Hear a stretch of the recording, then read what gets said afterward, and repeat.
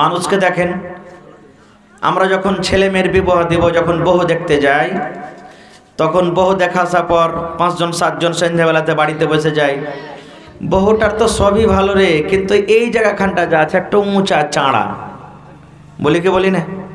হানা বলেন ভাই, বলি না? বহুটার তো সবই ভালো রে, কিন্তু এই সামনেকার দাঁত দুটা খুব একবারে লম্বা লম্বা দাঁত।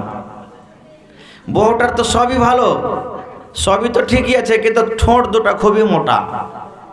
মানে এরকম ভাবে দেখেন আল্লাহ তাবারক ওয়া তাআলা বানালছেন, তথাপিও আমরা তার মধ্যে খুঁত বের করছি। তা আমার বলার উদ্দেশ্য হলো এই যে আল্লাহ এই মানুষকে এত সুন্দর করে তৈরি করেছেন, তবু আমরা তার মধ্যে থেকে খুঁত আইব বের করছি। আমরা ভাই মুসলমান, আল্লাহ তাবারক ওয়া তাআলা এই দুনিয়াতে যে আমাদেরকে দান করেছেন, আমাদেরকে পাঠালছেন, কোনো উদ্দেশ্য আছে না নেই?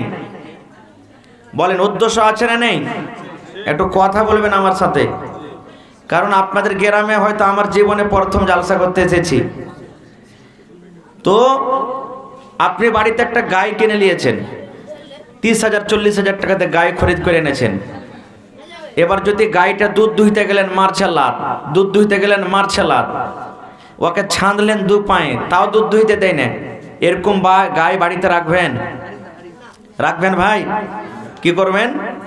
একে বাড়িতে রাখা হবে না, একে যা সামনে হাটে শনিবারে কাশবার বাজারে বিক্রি করে কিংবা চাম্পানা করে বিক্রি করে, ওকে বাড়িতে রাখবেন না। খুব বাড়িতে আপনার কি বলছে, একটা বকরি আছে, মানুষের যদি বেশি বেশি ছেলে পিলা হয় তো মানুষ রাখবে, কিন্তু যদি ছাগল যদি একটা বাচ্চা দেয়, হদমি এত বড় করে বাড়িতে রেখেছি, জোয়ান জাহান ছাগল এত টিকেরা ঘাস খেচারি একটা বাচ্চা দিয়েছে, রেগে যাব।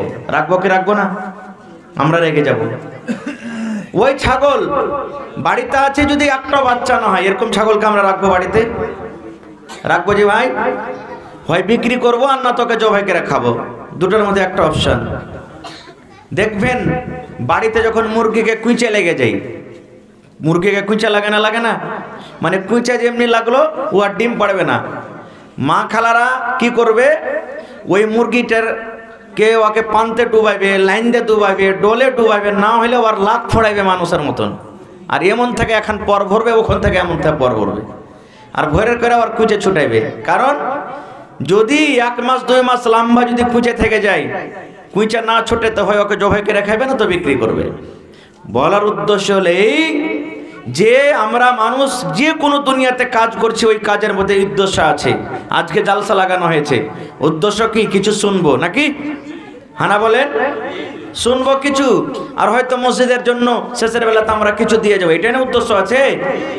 প্রত্যেক কাজে উদ্দেশ্য আছে। আপনি 1 বিঘা জমিন আপনি খরিদ করেছেন, জমিনে যদি ফসল না হয় আপনার, এবার চামা মাটি যদি হয়, ওই জমিন আপনি রাখবেন না, জমিন বিক্রি করবেন, চার কিছু করবেন। ভাই আমার, এইবারে রাতের বেলাতে কোনোদিন এই জিনিসটা চিন্তা ভাবনা করেছেন? আল্লাহ রে, আল্লাহ যে আমাকে বানালছে, তা আল্লাহ তাবারক ওয়া তাআলার আমার পিছনে কোনো উদ্দেশ্য আছে না নেই? আছে না নেই? আপনারা বলেন তো। আছে না? এরকমই আল্লাহ আমাদেরকে তৈরি করেছেন। আল্লাহ দুনিয়াতে আমাদেরকে মানুষ পাঠিয়ে দিয়েছেন, দুনিয়াতে যাব, করব, ধরবো, খাবো, পরবো, বাস একদিন দুনিয়া থেকে ছেড়ে চলে আসবো, আর আমাদের কিচ্ছু করতে হবে না। এই জন্য কি আল্লাহ তাবারক ওয়া তাআলা আমাদেরকে দুনিয়াতে দিয়েছেন? জি না। আল্লাহ যে আমাদেরকে দুনিয়াতে দিয়েছেন, আল্লাহর উদ্দেশ্য আছে। আল্লাহ তাবারক ওয়া তাআলা সূরাতুল বাকারাতে একটা আয়াত আছে, আল্লাহ বলছেন, হে দুনিয়ার মানুষ, জমিন এবং জমিনের তলাতে উপরে যা কিছু আছে মানুষ, সব তোমাদের জন্য আমি তৈরি করেছি। আল্লাহ বলছেন, জমিন এবং জমিনের উপরে যা কিছু আছে, হে মানুষ, তোমাদের জন্য আমি আল্লাহ তাবারক ওয়া তাআলা সৃষ্টি করেছি। কিন্তু আল্লাহ তাবারক ওয়া তাআলা আমাদেরকে কেন সৃষ্টি করলেন? আল্লাহর সৃষ্টি করার উদ্দেশ্য কি? আল্লাহ তাবারক ওয়া তাআলা সেটা করে বলছেন কি, ওয়ামা খালাকতুল জিন্না ওয়াল ইনসা ইল্লা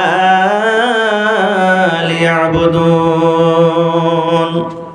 আল্লাহ তাবারক ওয়া তাআলা বলেন, দুনিয়ার মানুষই ও দুনিয়ার বান্দা বান্দারা তোমরা শুনে নাও, জিন এবং মানুষকে আল্লাহ তাবারক ওয়া তাআলা আমি এই জন্য সৃষ্টি করেছি, জিন এবং মানুষকে আমি আল্লাহ রাব্বুল আলামিন এই জন্য তৈরি করেছি যেন মানুষেরা আমার ইবাদত করে, মানুষেরা যেন আমার বান্দেগি করে, মানুষেরা যেন আমার পূজা করে। এবং আল্লাহ রাব্বুল আলামিন জিনেরা কো আল্লাহ তাবারক ওয়া তাআলা এই জন্য সৃষ্টি করেছেন কি জিনেরাও যেন আল্লাহ তাবারক ওয়া তাআলার ইবাদত বান্দেগি করেন। বন্ধুরে আমার, তাহলে এই আয়াত থেকে বোঝা গেল এই যে আমরা মশা দেখে দুনিয়াতে আমাদের শরীরের রক্ত খুন চুষে খাই, এই মশাকে আল্লাহ তাবারক ওয়া তাআলা ইবাদতের জন্য আল্লাহ রাব্বুল আলামিন তৈরি করেননি। এই যে আমরা দুনিয়াতে সাপ দেখি, এই সাপ যে মানুষকে যদি কামড় দেয় মানুষ দুনিয়া থেকে শেষ হয়ে যাবে, মানুষ মরে যাবে। এই সাপকে আল্লাহ তাবারক ওয়া তাআলা নিজের ইবাদতের জন্য আল্লাহ তৈরি করেননি। আমার বাড়িতে গায় আছে, আপনার বাড়িতে বকরি আছে, আপনার বাড়িতে মুরগা মুরগি আছে।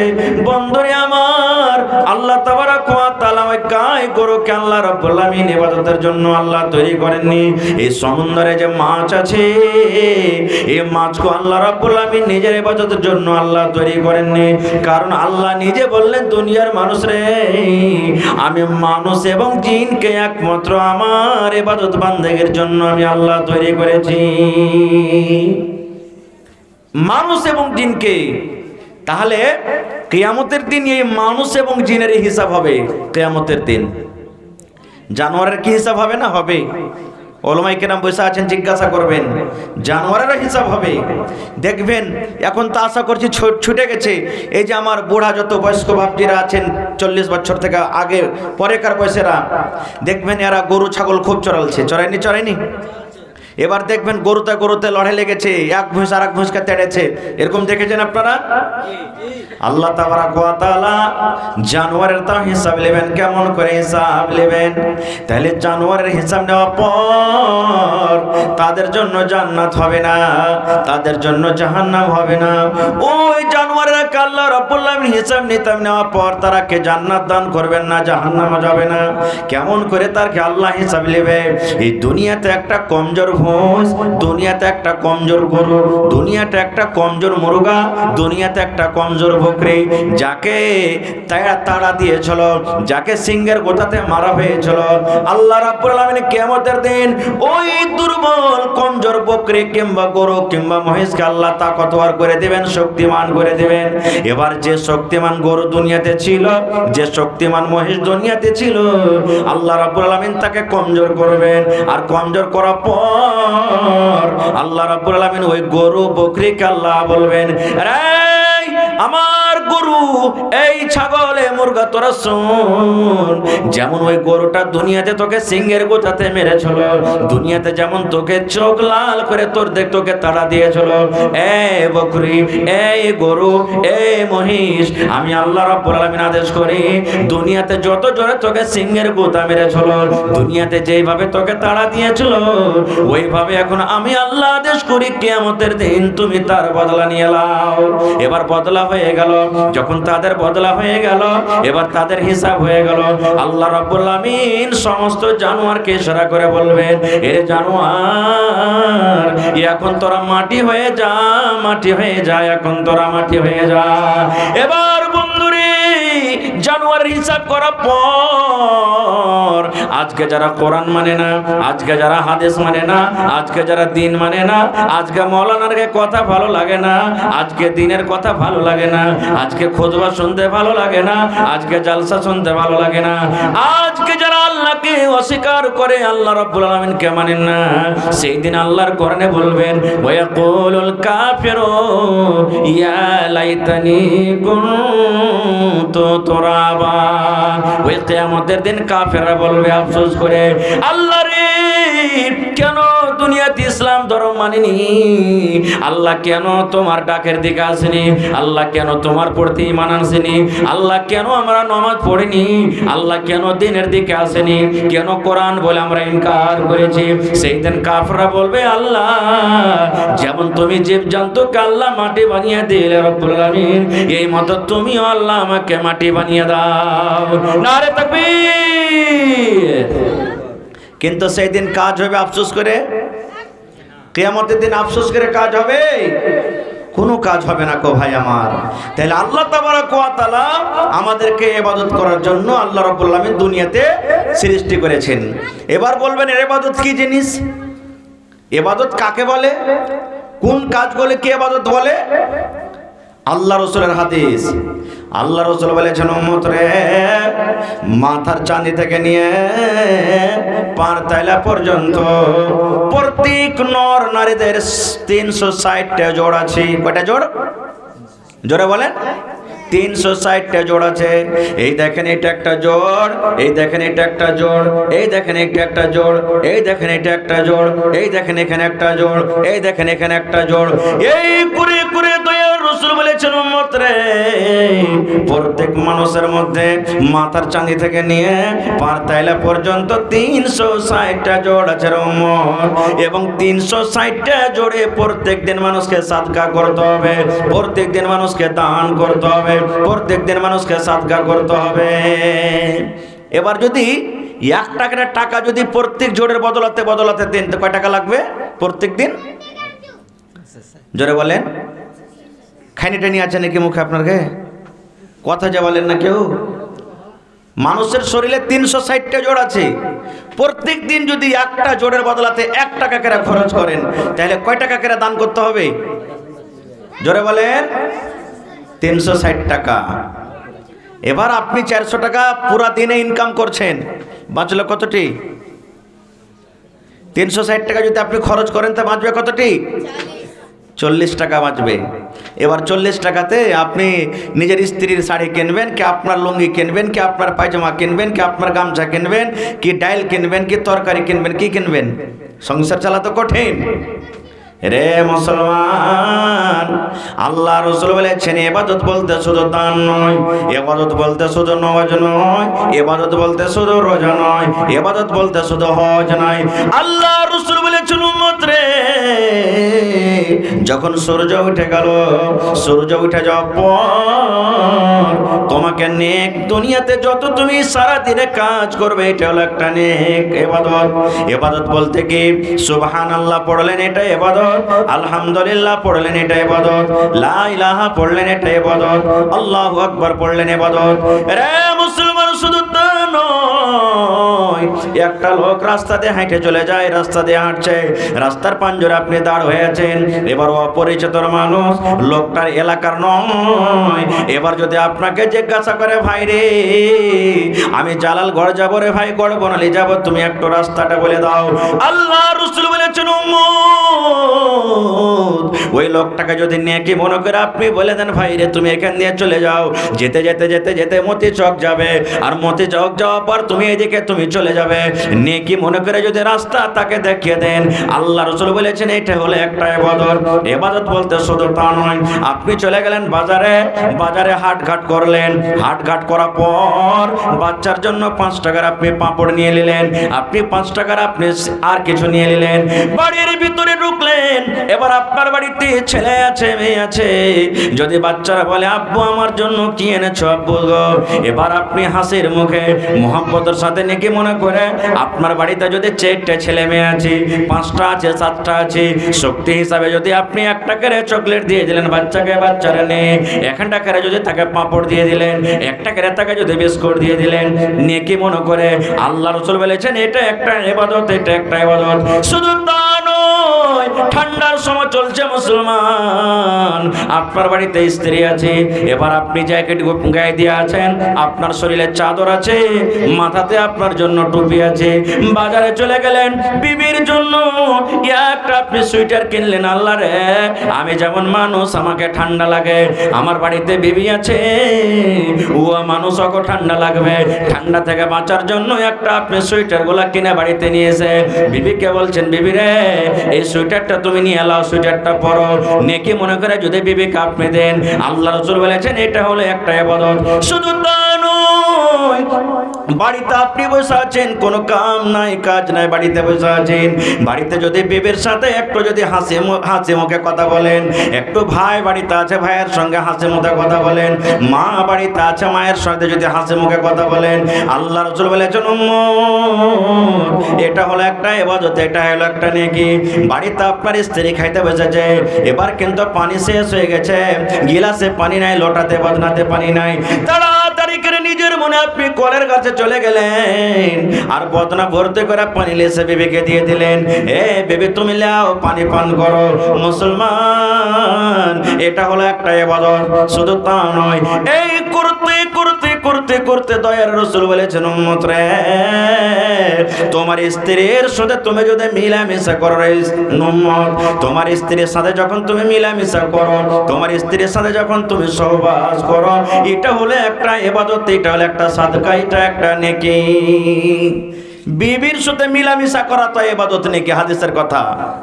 একজন সাহাবী বলছেন, হুজুর কেমন কথা বলছেন আপনি, বিবির সাথে মিলামিশা করা কি এটা ইবাদত হয়? কেমন করে এটা নেকি, কেমন করে ইবাদত হলো? আল্লাহ রাসূল সাল্লাল্লাহু আলাইহি ওয়াসাল্লাম বলেছেন উম্মত, তোমার স্ত্রীর সাথে মিলামিশা এই জন্য ইবাদত হলো, এই জন্য নেকি হলো, এই জন্য সাদকা হলো। দয়ার রাসূল বললেন উম্মত রে, তুমি স্ত্রীর সাথে যে কাজটা করেছো, স্ত্রীর সাথে তুমি যে কাজটা তুমি করেছো, স্ত্রীর সাথে তুমি যে মিলন করো, এই কাজটা যদি তুমি অপার বেটি ছেলের সাথে করো, এই কাজটা যদি অন্য মহিলার সাথে তুমি যদি করো, বলো তাতে গুনাহ হবে না? হবে না? গুনাহ হবে না? হবে না? আপনারা বলেন তো, গুনাহ হবে। এবার দয়ার রাসূলের কথা শুনে সাহাবায়ে কেরাম বলছেন, ইয়া রাসূলুল্লাহ, যে স্ত্রীকে আমি বাড়িতে এনেছি তাকে আমি মোহর দিয়েছি, স্ত্রী বানিয়ে বিবি বানিয়ে বাড়িতে রেখেছি, এটা আমার স্ত্রী, আমি তার সাথে যে কাজটা করি, এই কাজটা যদি অপার বেটি ছেলের সাথে যদি আমি করতে যাই গো নবীজি, আমার গুনাহ হয়ে যাবে, আমার জেনা হয়ে যাবে, আমার পাপ হয়ে যাবে। দয়ার রাসূল বললেন উম্মত রে, যখন একটা অপার বেটি ছেলের সাথে তুমি যদি জেমা করো, অপার বেটি ছেলের সাথে যদি তুমি সহবাস করো, এই কাজটা করতে যেমন গুনাহ হয়, ওই মতো তোমার হালাল স্ত্রীর সাথে যদি তুমি কাজটা করো উম্মত, তাহলে এটা হলো একটা সাদকা, এটা হলো একটা নেকি।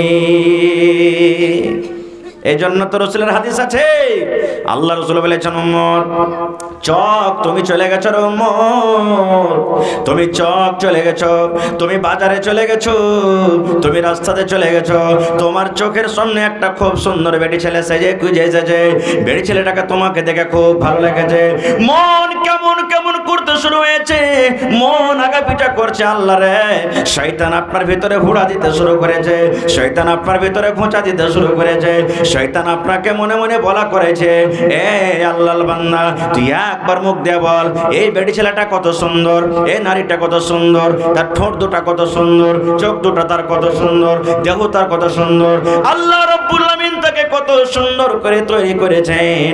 এই আল্লাহর বান্দা মনে মনে এই কথাটা জাগবে, আল্লাহ রে, এটা যদি আমার স্ত্রী হয়তো কত ভালো হয়তো, এটা যদি আমার বেবি হয়তো কত ভালো হয়তো, যদি তার সাথে একবার গল্প করতে পেতাম তো কত ভালো হয়তো, তার যদি হাতখানা আমি একবার ধরতে পেতাম তো কত ভালো হয়তো, তার পাঞ্জরা যদি একবার আমি বসতে পেতাম তো কত ভালো হয়তো।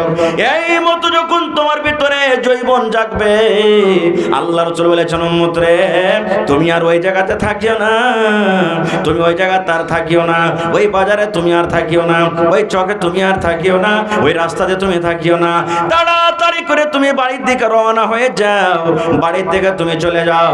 বাড়ির দিকে যাওয়ার পর আল্লাহ রাসূল বলেছেন, তোমার স্ত্রীকে তুমি ঘরের দিকে ডেকে নাও, তোমার স্ত্রী যদি ভাত রান্না করে তাও তুমি ইশারা করে ডেকে নাও, তোমার স্ত্রী যদি পানি আনতে গেছে তাও ইশারা করে তুমি ডেকে নাও, তোমার স্ত্রী রুটি বানাইছে তাও তুমি ইশারা করে ডেকে নাও। দয়ার রাসূল বলেছেন উম্মত, একটা অপার বেটি ছেলেকে দেখে তোমার জৈনব খোদা যে বেড়ে গেছে, একটা অপার বেটি ছেলেকে দেখে তুমি নিজের জওয়ানিটাকে কাবু করতে পারো না।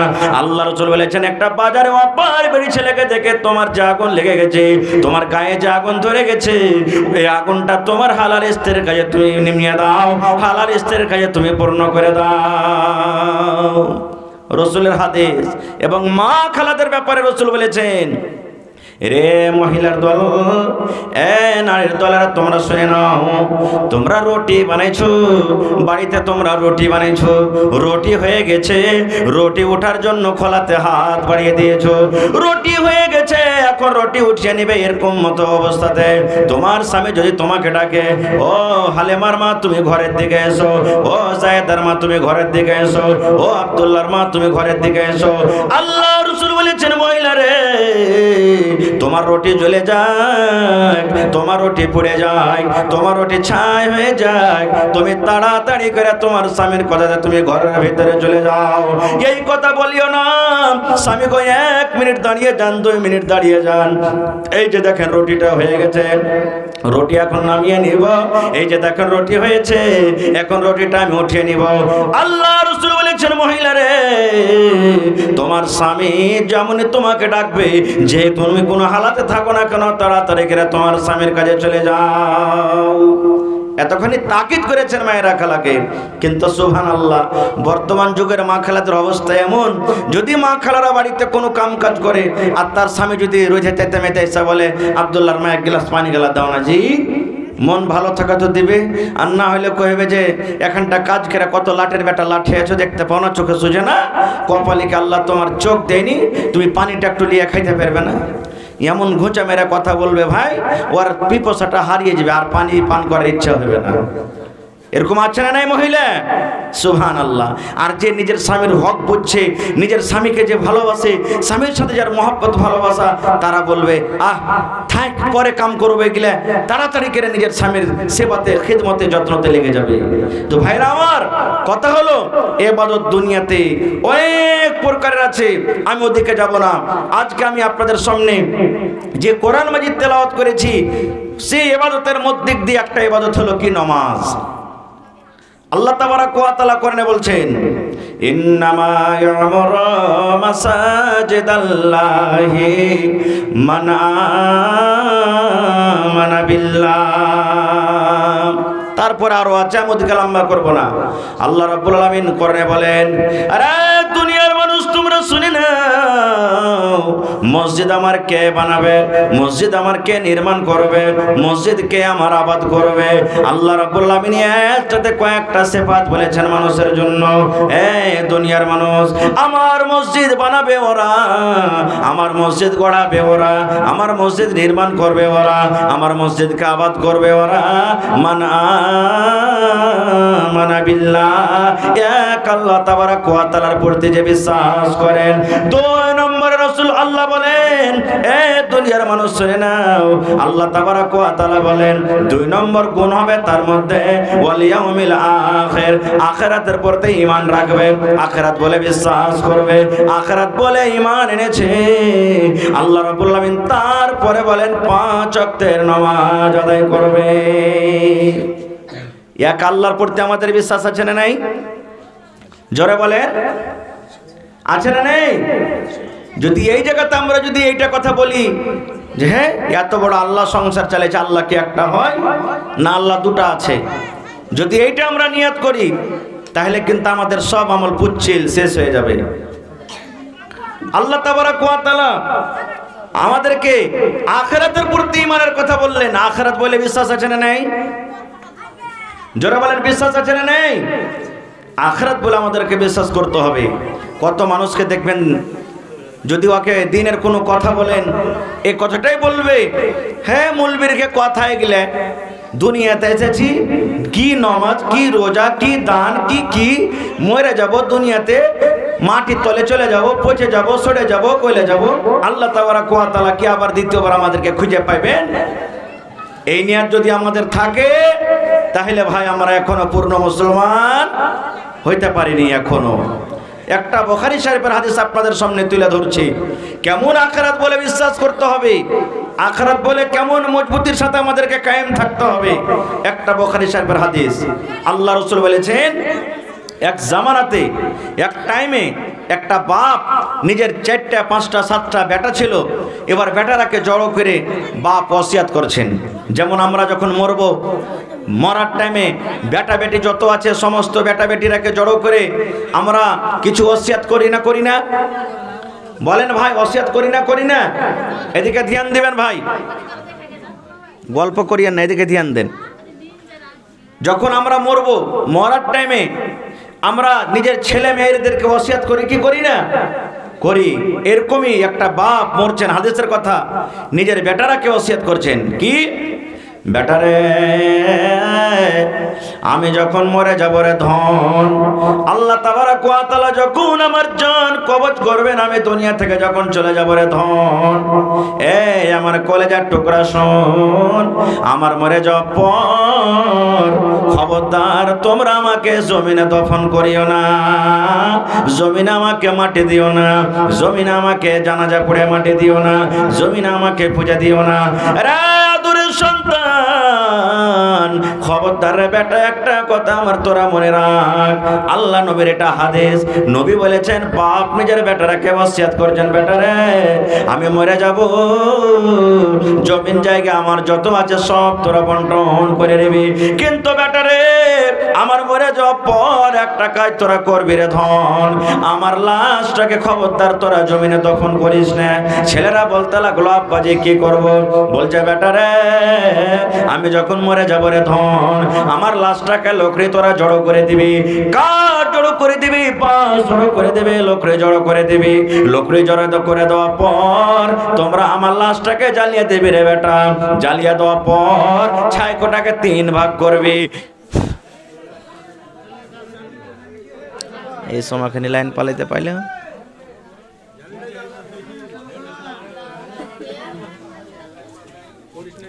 যখন মারা যাবে, তো মরার সময়তে সব বেটারাকে ডাকতে বলছেন, বেটারে আমি যখন মরে যাব রে ধন, দুনিয়া থেকে যখন আমি চলে যাব, আমার দুনিয়ার জীবন যখন শেষ হয়ে যাবে রে ধন, একটা কাজ তোমরা করবে, আমাকে তোমরা জ্বালিয়ে দিবে, আমাকে তোমরা জ্বালিয়ে ছাই করে দিবে, জ্বালিয়ে দেওয়ার পর ছাই কটাকে তোমরা 3 ভাগে ভাগ করবে, 1 ভাগ ছাই তোমরা পানিতে ভাসিয়ে দেবে রে ধন, 1 ভাগ ছাই তোমরা নিয়ে জমিনে তোমরা পুঁজে দিবে। দয়ার রাসূল বলেছেন 1 ভাগ ছাই নিয়ে তোমরা বাতাসে ছিটিয়ে দিবে। বেটারাকে ওসিয়ত করলেন, এ বেটা